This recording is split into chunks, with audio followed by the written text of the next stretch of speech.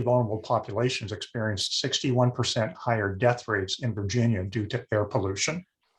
And the bar graph will show that on the far left, those in the most vulnerable counties, their incidence of air pollution related deaths is the highest when you go per 100,000 citizens. Next slide. So if you implement a zero electric vehicle program, and our report was looking to see what the impact would be if we adopted a program like California has, the health benefits would be roughly $102 million a year by 2035. You can skip to the next slide. And if we adopted these low emission vehicle standards in Virginia, we could reduce our CO2 emissions by 10% by 2035, or 5.6 million tons. Next slide. Colin, you can skip this one.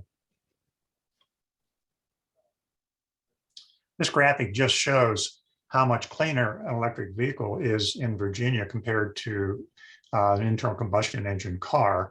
67% reduction in the emission of CO2. And you can also, this will get better as Virginia's electricity generating plants become cleaner with more renewable energy being used, as has been directed by our Virginia Clean Economy Act. Next slide. So this led to us supporting this particular piece of legislation called Advanced Clean Car Standards. You can see the bill number, the title of it, but basically it allowed our State Pollution Control Board to adopt by regulation standards relating to the control of emissions from new vehicles and engines pursuant to Section 177 of the Clean Air Act. And I'm going to describe that now in more detail. Next slide.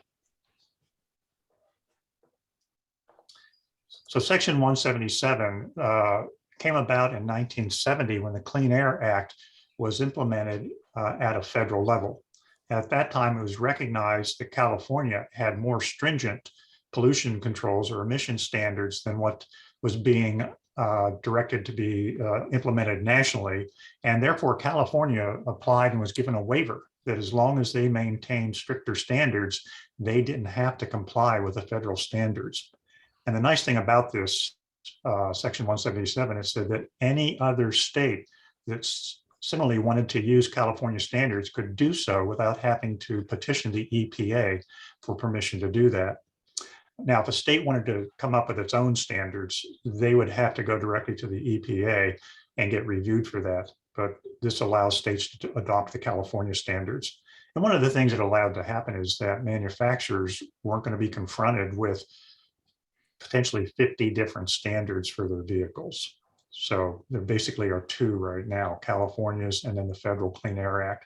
And 13 states in the district exercise Section 177. Here's just the list of them. And Colin, the next slide. This map just shows where they're located. So you can see fairly concentrated in the New England area and on the West Coast. Next slide. And what the Advanced Clean Car Standards allow is that you can combine smog, control of smog causing pollutants and greenhouse gas emissions into a single coordinated package of regulations. It's certainly going to help Virginia advance further along its pathway to 100% clean transportation. And it actually allows, creates a market where there are more EVs being offered for sale. And as we were addressing this legislation, a number of organizations were able to report on people who wanted to get an EV, but there was such a shortage in dealerships in Virginia, they were going to other states to buy their EVs. Next slide. Next slide. And one of the important things about being successful or attempting to be successful with such legislation is to, if you can, become part of a coalition. Obviously, you can create much more power from your message this way and a lot more resources. And so I'm just identifying some of the organizations that were involved in the support for Advanced Clean Car Standards: Virginia Conservation Network, Union Concerned Scientists. This isn't everybody, but these are just some of them. The picture on the right-hand side shows that how we were involved with Virginia Conservation Network and what they put out as their annual report. And they actually had us involved in helping with their section on curbing vehicle pollution. Next slide. So the other area that we addressed and supported legislation for was to get electrification of school buses. Just a couple of facts about school buses, diesel versus electric. If you replace a diesel bus by an electric school bus, you'll decrease emissions by 54,000 pounds per year. And if you also remove the equivalent of 5.2 cars from the roads. And a very significant factor in terms of the health of our children is the air quality inside a diesel bus is 5 times worse than outside the bus. And reports actually have a whole range. I've seen it as high as 7 to 8 times worse. Also economically, once you get past the initial cost of a school bus, it's much more financially feasible for operation because of decreased maintenance costs and no fuel charges. Next slide. So this led us to support this bill on school bus electrification, or an electric vehicle grant fund, and a program.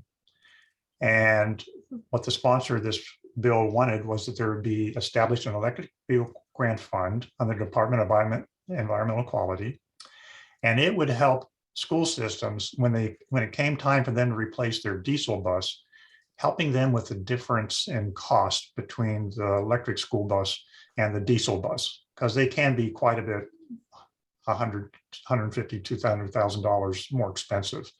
But there would be a fund that would allow them to offset that increased price. And there were priorities in terms of school systems that would be first in line for getting these, such as those that had high asthma rates, low air quality, where the emissions definitely could be reduced by converting to the buses, et cetera. Next slide. And our coalition, again, strength in numbers, amplifying our voice, Mothers Out Front, VCN, Sierra Club. This, I think, is very helpful in terms of being successful in getting this legislation passed. Next slide. I just wanted to identify, since we've talked about these two bills, potential funding that's coming in. And the Infrastructure and Jobs Act actually has a national electric vehicle infrastructure program. And in it, Virginia, over a 5-year stretch, will get over $100 million. And this is mainly to help deploy electric vehicle supply or charging network. But this is critical. If you want people to be comfortable buying an EV, they have to be confident that they can get charging when they need it. So these would go hand in hand. And relative to electric school buses, again, the Infrastructure Act set aside $5 billion in a grant and rebate program administered by the EPA. Now, this will not be done at the state level, but school systems within any state can apply for these grants from the EPA to help them offset the cost of electric school buses. Next slide. And I mentioned earlier how our transportation report showed that there is definitely an environmental justice impact to the transportation generated pollution. And VCCA has wanted to address environmental justice or injustice and how we can help reverse some of these policies. So 2 years ago, or last year, I apologize, this is one of the bills that we supported, this environmental justice bill. And then this current year, we were supporting this comprehensive plan for an environmental justice strategy. And Dr. Ardut, who's our chairperson, along with Karen Camplin of the NAACP, had a Washington Post op-ed on environmental justice and the Mountain Valley Pipeline.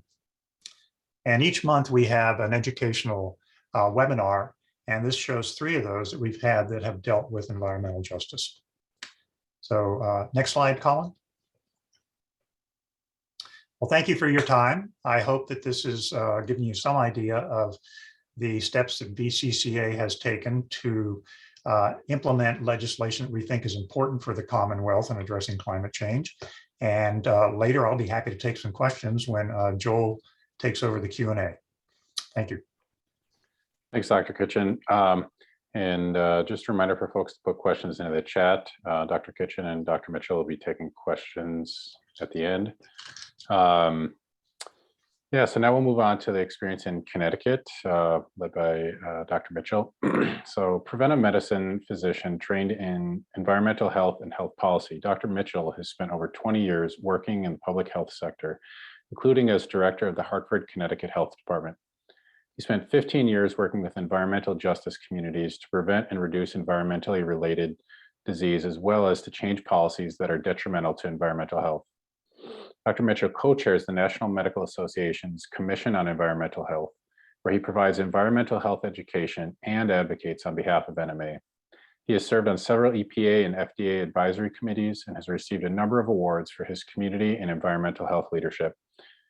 Dr. Mitchell earned his medical degree from the University of Missouri, Kansas, and his Master's of Public Health from the Johns Hopkins University. And with that, we'll have Dr. Mitchell take it away. Thank you so much, Joel. So I'm going to talk about the Transportation Climate Initiative and the progress and setbacks in Connecticut and across the country. TCI was a program that was developed by about a dozen states along the eastern seaboard. And 4 jurisdictions decided to move forward with trying to get the theoretical bills and the model bills enacted, in their jurisdictions. And those were Connecticut, Massachusetts, Rhode Island, and the District of Columbia. So I will talk a little bit about the experience here in Connecticut. So next slide, climate change is already affecting Connecticut like it is every place else, with heat waves, storms, and floods. And transportation is the largest source of greenhouse gases in Connecticut. We're at 38%, not quite the 45% I think that Bob had talked about in Virginia. But it accounts for 67% of our air pollution. Connecticut is not on target to meet its greenhouse gas commitments, even though we're making great progress in the electric sector and renewable energy, but we will not reach that without addressing the issues with transportation. So you can see on the right the top line and the bottom right, the top line is transportation for sources of greenhouse gases by sector. Next slide. As Dr. Kitchen mentioned, there are disparities with transportation. It turns out that the communities that drive the least have the most transportation-related air pollution. Nationally, 8.7% of US households don't have a car. In Hartford, 31% of the households don't have cars. New Haven, 30%, Bridgeport, and Waterbury. So Hartford ranks 8th in the US for cars without, for households without cars, and New Haven ranks 11th. Next slide, please. In my neighborhood, for example, I live in Hartford, almost 50% of the households don't have cars, but because of the businesses, so example, I live across the street from a hospital, parking lot garage. And so a lot of people, so we have 7,000 people coming to work there, and most of them drive. So what is the Transportation Climate Initiative?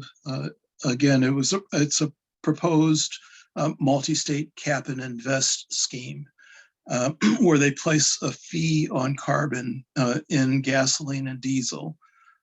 of about $37 per year for the average driver. And that money that is raised from there will be invested in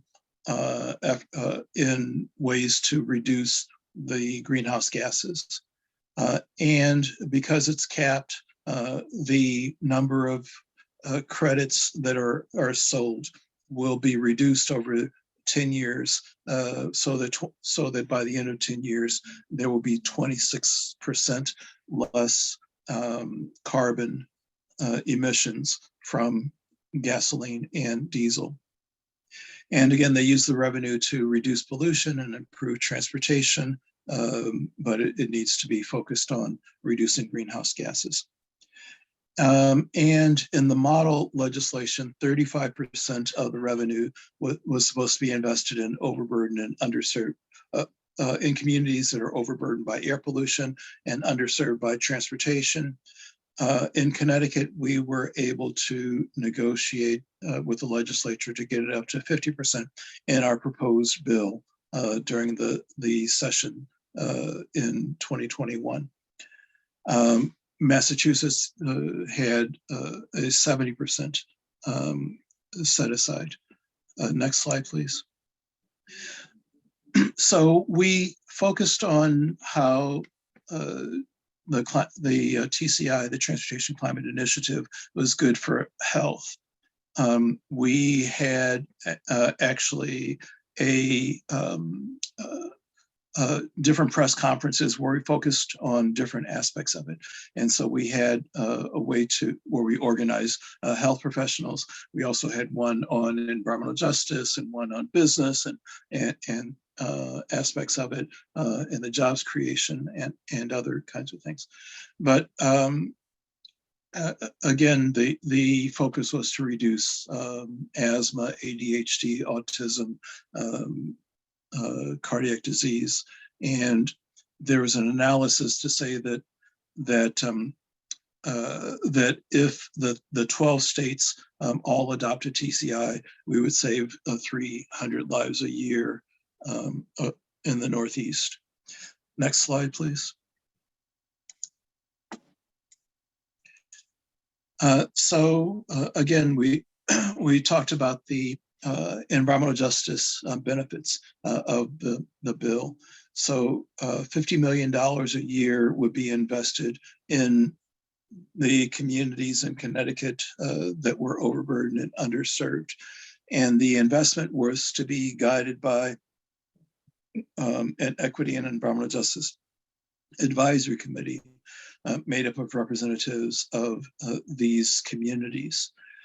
And the focus of the environmental justice focus is to be on improving air quality and measuring air quality, as well as improving mobility in the communities that are most affected.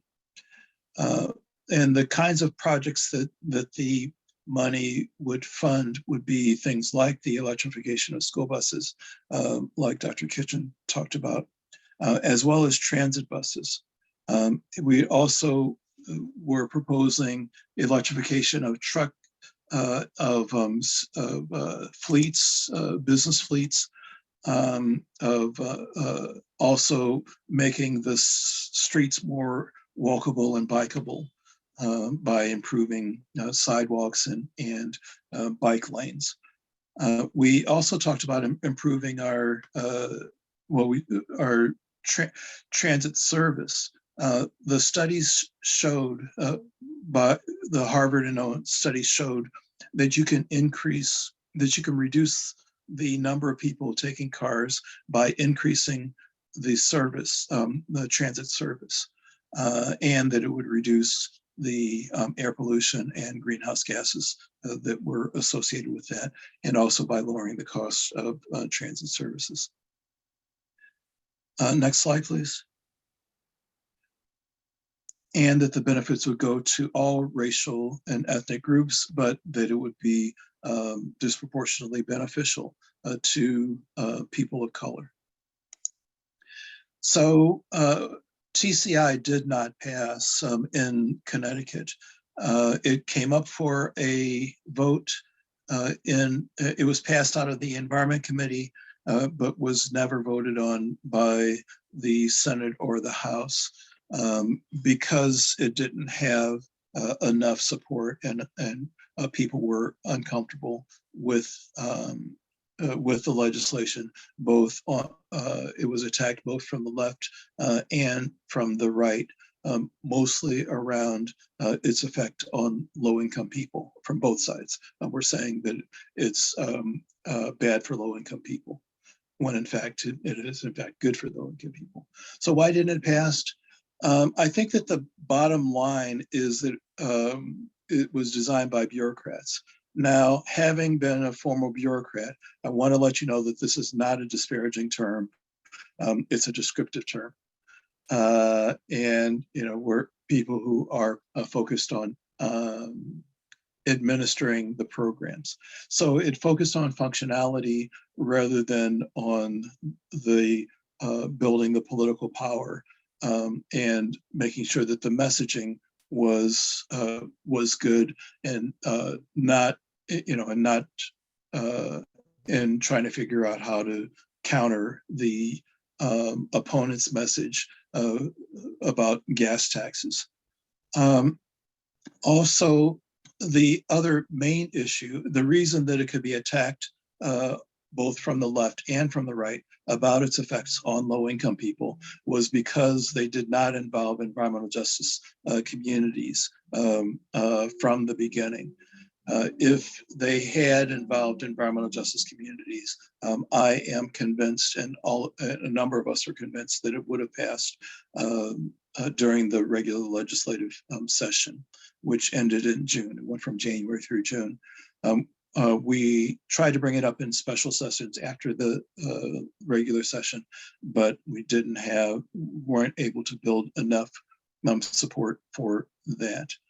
And the environmental justice communities and the transportation equity communities. So, environmental justice communities can be focused broadly, or they can focus on different areas like transportation, like housing, like disabilities, like other areas. So there were also no transportation equity groups in Connecticut. Environmental justice groups have been starved for funding over the last decade. After I started our Connecticut Coalition for Environmental Justice, after I left, it was they were not able to maintain funding. And development of environmental justice organizations requires knowledge, skills, and hard work. And the environmental justice organizations were not invited to the table until late. I was invited in March. Again, the session started in January. I was not included until March, and the session ends in June. But even in states that had transportation equity groups, it wasn't integrated with that. They weren't invited to this table. They weren't. So again, the EJ groups were not involved, and so that created a lack of trust. Also, cap and trade schemes have never been shown to reduce disparities in pollution or in health, and they oftentimes have exacerbated disparities. Now, TCI wasn't exactly a cap and trade scheme. It was more a cap and invest scheme. Next slide, please. And they were focused on, so they did not allow trading. They also had substantial investment in under-invested communities. They allowed flexibility, and they had the funding to allow the flexibility to address inequalities in the most impacted communities. So, for example, the bilateral infrastructure law requires matching. The school bus funds require a 20% match. We tried in Connecticut to have a similar program, but it turned out that the communities that had the least were not even able to meet the 20% requirement, and so did not take advantage of funding for school bus electrification. And the TCI process, the way we designed it in Connecticut, provided meaningful involvement of environmental justice voices. Once we got to the table, we were listened to. The investment was to be guided by the Equity and Environmental Justice Advisory Board, which was to be representatives of overburdened and underserved community. But as you know, you can always find somebody of a particular demographic who would be willing to vote against the interest of that demographic. I'm not going to mention any African Americans on the Supreme Court,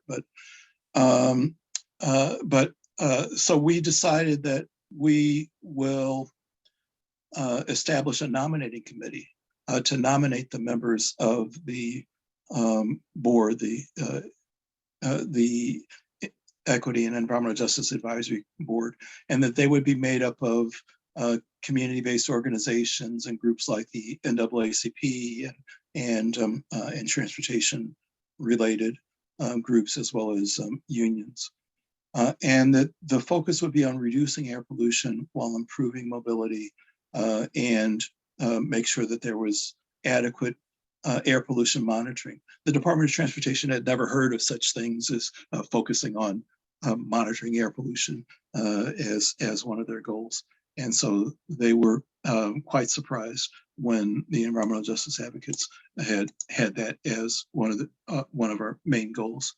So the next steps, since the bill, next slide, please.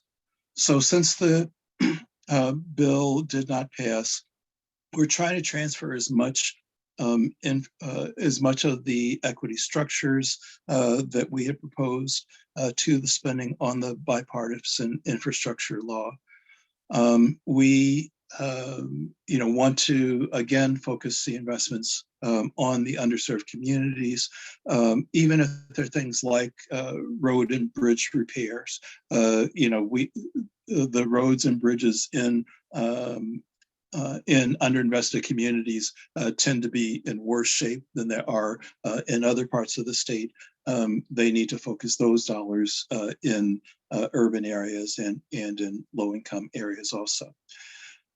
We also want to focus on climate. The bipartisan infrastructure law doesn't focus on climate or on health, at least in their formula portions, and we are advocating that they focus on both. We want to establish a process for meaningful involvement of environmental justice voices in the transportation process, and we want to more balanced investments in multimodal transportation, not just roads, trains and buses and other and bicycles and electric scooters and other types of transportation. So we are also looking to have the bill reintroduced in 2023. And again, it can provide some of the match that's required, we believe, for the federal infrastructure law. So that's what we're looking for. Next. So I think I'll stop right there. So thank you. Thanks, Dr. Mitchell. That was great. I really want to sort of uplift something that you mentioned a couple times there, which is a really central point, which is what we're after is improved mobility with access to clean air. And I think sometimes we get really focused on sort of cars in a lot of this discussion, but I just bringing it to the core value that we're trying to get at here is mobility for people without harming their health. So we have a few questions here. look, I think we go until 4:15 Eastern time, so another 6 minutes. So, so a question for Dr. Kitchen: how did BCCA decide on what legislation to support? And did BCCA decide on its own what legislation to support and what provisions should be included? There are multiple sources of information. Sometimes it's internal. I think we had an interest in transportation, and that led to us having the transportation report done. And subsequently, the legislature was very receptive to taking action relative to addressing climate change, with advanced clean car standards being such a bill. And we were able to then go ahead and support that particular piece of legislation. There has been other legislation unrelated to transportation. A couple of years ago, we had one on worker heat protection, and we actually had another coalition of organizations, and that drove the actual creation of that bill. We had people who could write it up for us and find a sponsor. So there are a number of ways, and it has to do with the number of organizations that you can be connected with. We often find that Virginia Conservation Network, that every year prior to the General Assembly, identifies a number of bills in the environment area. And we'll often go to their meetings to hear the ones that they're advocating for, to see which ones meet our needs as well. So it's both homegrown and taking advantage of what other people are involved with. Joel, if I may, in Go ahead. Connecticut, we also have a League of Conservation Voters that convenes the environmental groups before the legislative session starts, to find out what bills different groups are going to promote, and to try to put together the coalitions that are needed to pass certain bills. So many other states also have Leagues of Conservation Voters or something similar. Thank you. A second question for you, Dr. Mitchell. Do communities that have low rates of auto ownership in Connecticut have good public transportation systems? No, that's a problem. It's really difficult to catch a bus after 6 p.m. In Hartford. And so, so some people who could take the bus won't, because they don't know that they're going to be out of work by 6 p.m. Also, a lot of the jobs, the entry-level jobs, are created in the suburbs, but the bus system is made to bring people from the suburbs to the city. So they call, if you work in the suburbs, if you live in the city and work in the suburbs, they call that reverse commuting. So we're also trying to equalize that, so that we can get more people to the jobs. And so again, that's why investing in better transit service is likely to improve to get more people to not drive. And a follow-up question to your presentation, Dr. Mitchell. It seemed like kind of the takeaway there was that the TCI had been designed with equity in mind, but that there was insufficient coalition building with environmental justice groups in Connecticut on the front end, in part because those groups don't have a robust presence in Connecticut. And I think that's a common experience for a lot of groups. And so my question is, for groups looking to do coalition building and operating in states lacking a robust and established environmental justice organizations, what alternate types of groups would you recommend they reach out to? Right. So let me separate that into two. You had said that, I talked about Connecticut, but TCI was opposed nationally by many environmental justice organizations, and the Climate Justice Alliance opposed it, and others. And it was because it was sort of the missionary mentality. We're going to do things for you, and we're going to set this up for you, and it's going to be good for you. And so a lot of people didn't trust that type of approach, and so it was hard to get people to stop. So if you don't have environmental justice groups, there are oftentimes other groups that are, civil rights groups, NAACP, and other groups that are led by people of color that are active at the state capitol, oftentimes can play a role. And if they're not directly involved, you should talk to them and ask them who else might be interested. And when you have your meetings, keep asking, are there people of color who are leaders who might be interested in this? Can we ask them? Can we invite them to participate? To your point, sort of implied point there, you can also connect with national EJ groups as well, because they're certainly engaging, it seems, on the state level, even if they don't have a sort of affiliate group in that state. And it looks like we're at 3:15 here, or 4:15, I should say. I just wanted to say that there were many excellent resources put into the chat. I want to thank people for there were questions about the impact of pollution on childhood illnesses like ADHD, and so there were some good resources there. And also, do we have an opportunity to, after the fact, look at the questions that we didn't get a chance to answer here, to provide answers to those people by email? Okay. Yeah, and you could answer them in the chat directly too. Is great for